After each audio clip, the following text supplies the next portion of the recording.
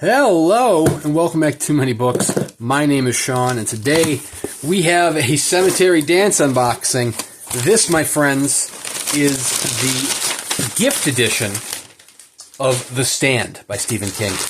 A big one in terms of being a very massive book, in terms of being a cornerstone Cemetery Dance release, in terms of being a heavy box. This thing was, 7 pounds?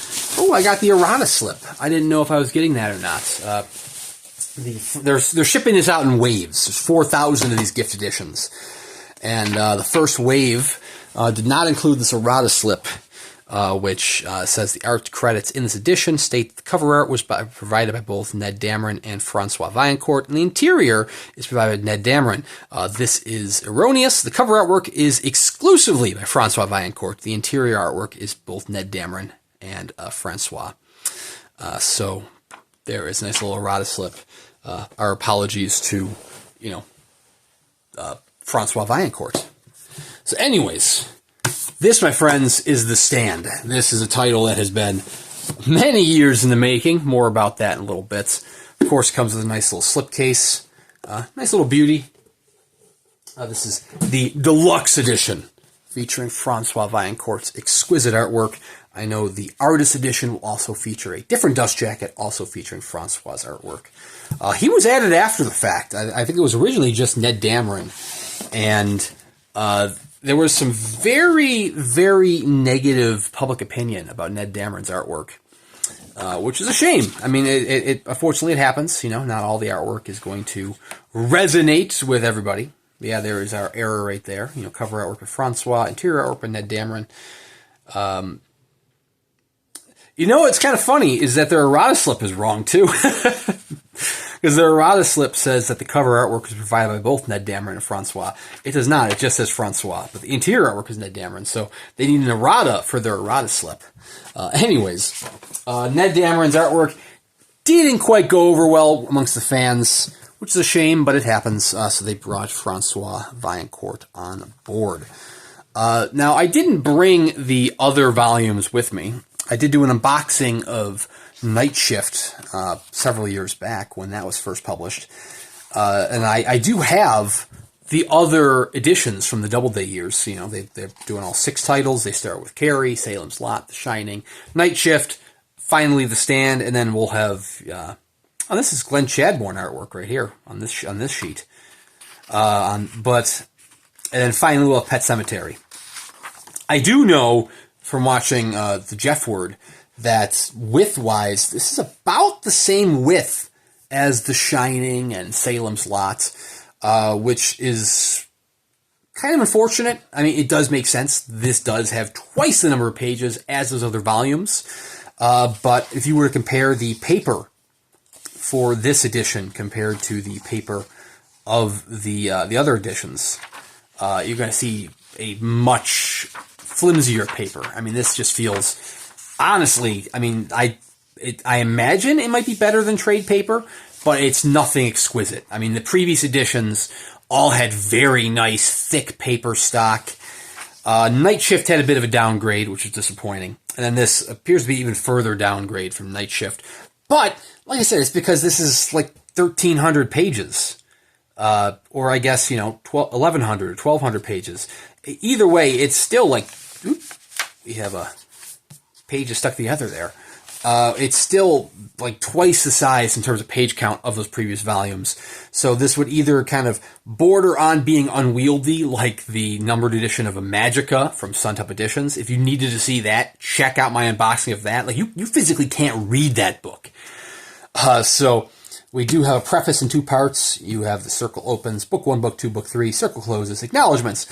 We do have some bonus content in here. Old characters doing new things. Apocalypse Then by Kevin Quigley. And this Dark Chest of Marvels on the comic book adaptation by Kevin Quigley, which is fantastic because I didn't even know there was bonus material in this one. I was checking out the page and I don't recall it being listed. And I was like, oh, it's probably because of just the disgusting page count.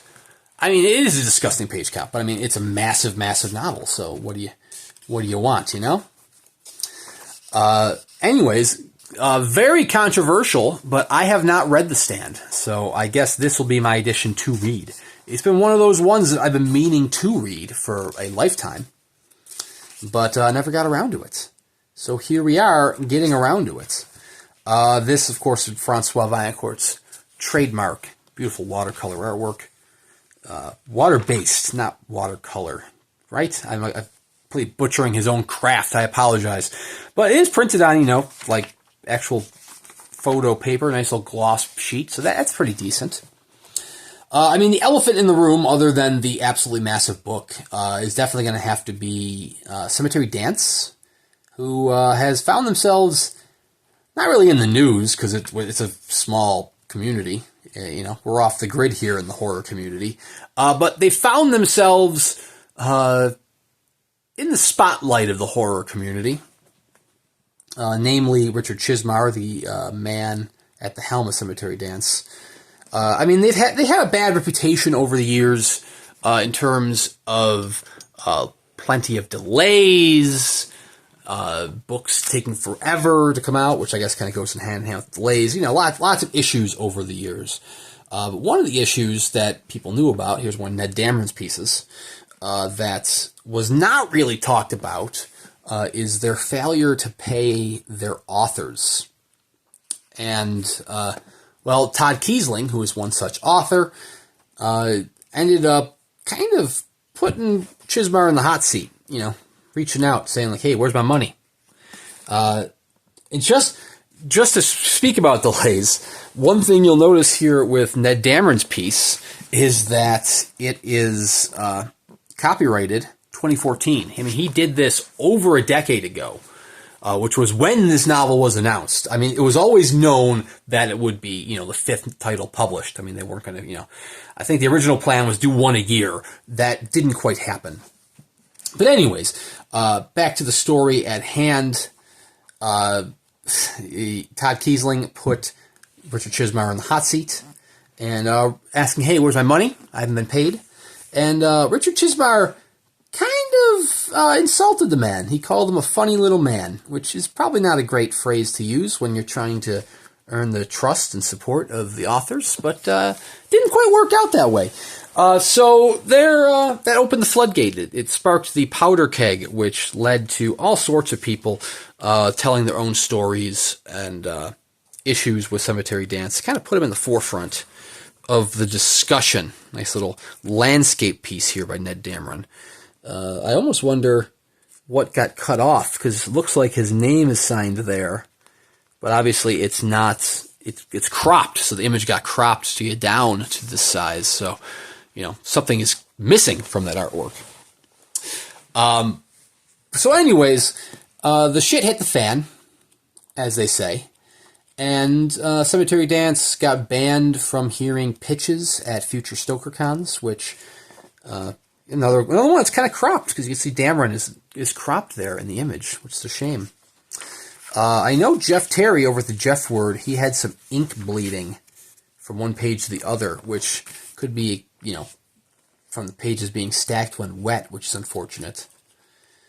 But you can definitely tell that the paper in this is a lesser quality of the previous volumes, which, as I mentioned, could be just because the size of the novel. That this would be like a 2-volume set if they went with the nicer paper, which I wouldn't have minded, but that would have raised the price significantly, because then you have to buy twice. Look, the cropping on this one must be nuts, because I'm only getting part of the N for Dameron.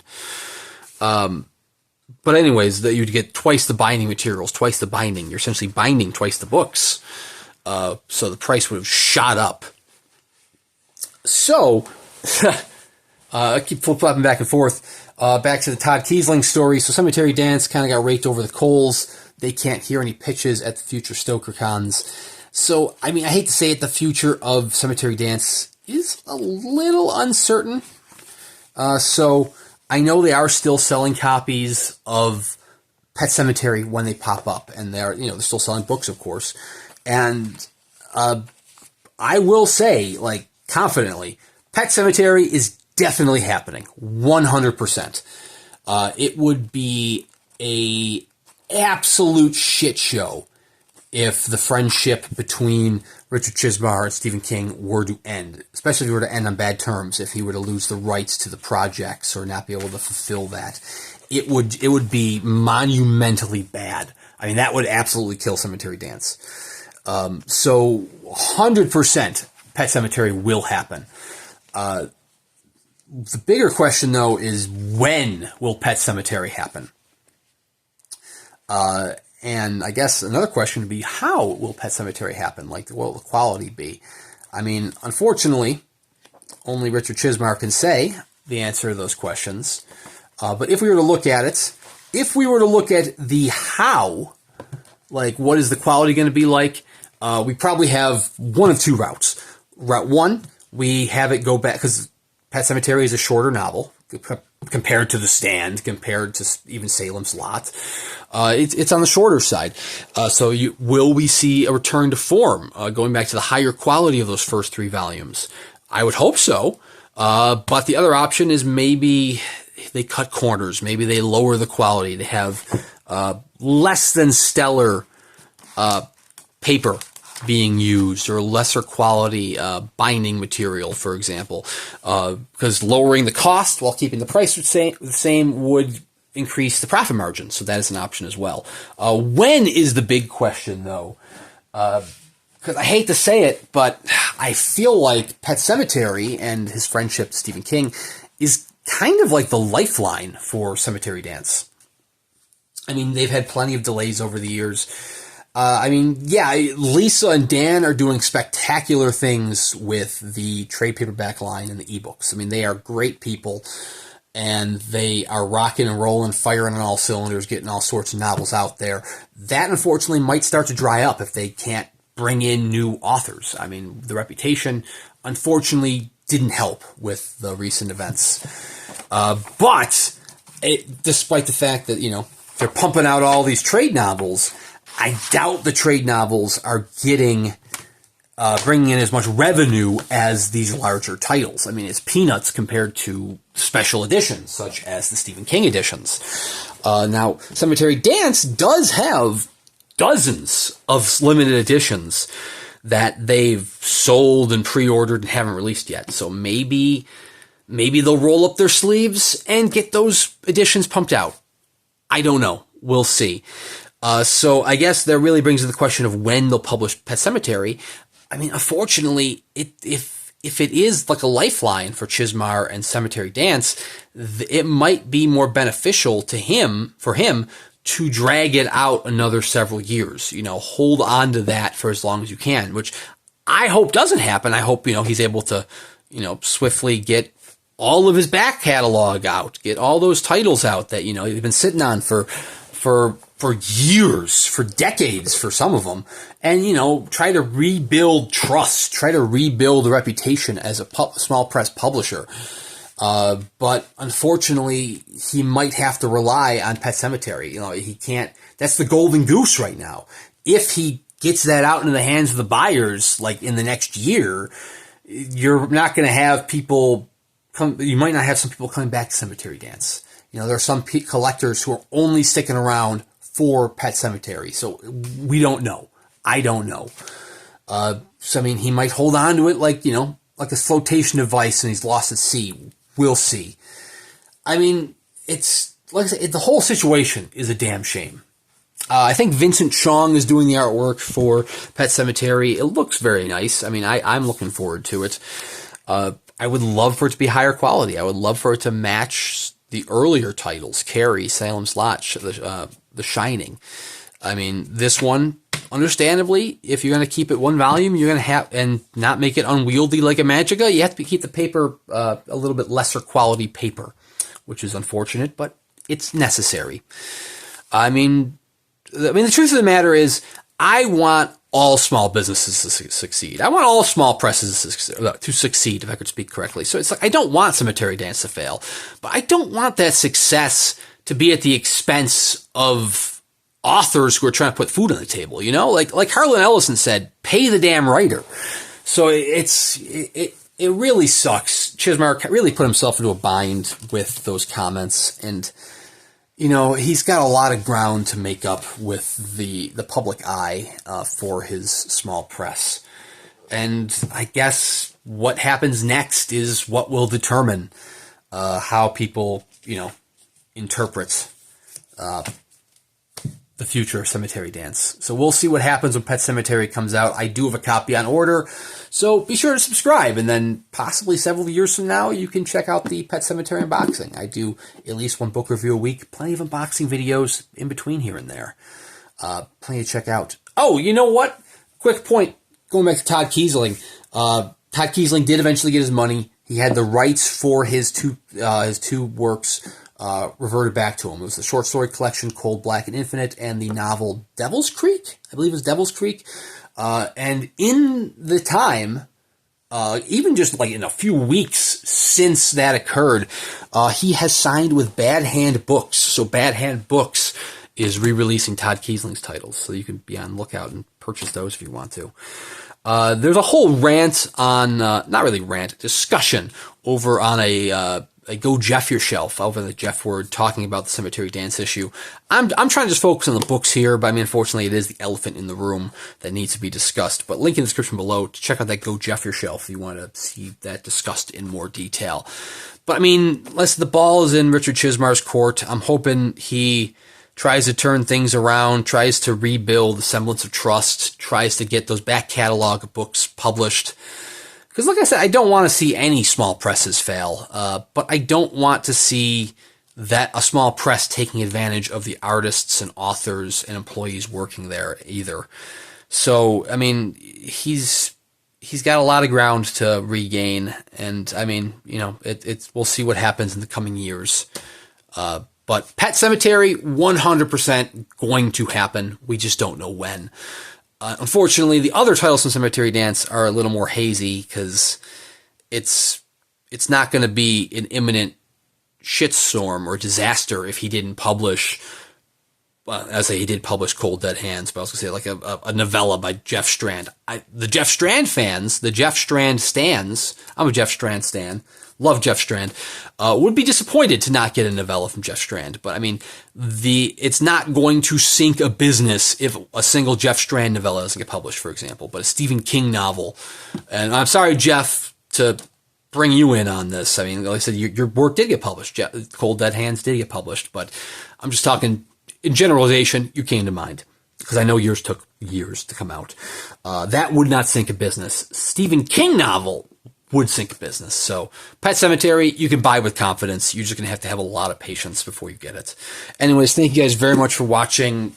I mean, check out Stephen King's works. Check out Francois Vaillancourt, Ned Dameron. Like I said, I would say check out Cemetery Dance, but, I know some people are steering clear, so I hate to say it. Like I said, I will keep supporting them because I'm a patient man, but I'm also supporting the authors themselves and the small presses when I can. I don't want to, like I said, I don't want their success to be at the expense of the others. So I do have Pet Sematary ordered. And like I said, the trade line is pumping out titles for now, but there is that question of them paying the authors behind it. But anyways, now I'm just kind of ranting about Cemetery Dance. Thank you guys very much for watching, and we'll see you around next time.